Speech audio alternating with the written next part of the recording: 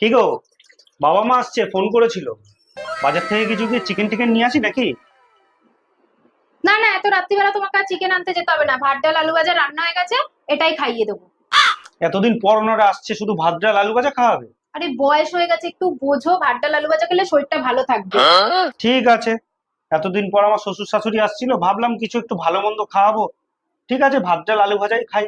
কি আছে? আমার বাবা মা আসছে বলবে তো এতক্ষণ ধরে, তাহলে একটু মাটন নিয়ে আসো। মাটন কষা আর পোলাও বানাই।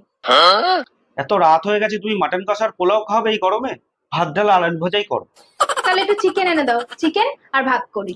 এই বয়সে এখন রাত্রিবেলা চিকেন খাওয়াটা ঠিক না, তুমি ভাত ডাল আর আলু ভাজাই করো। তাহলে একটু মাছ এনে দাও, একটু মাছের ঝোল আর ভাত করি। না, প্লেন ভাত ডাল আর আলু ভাজা, কোনো রিচ নেই।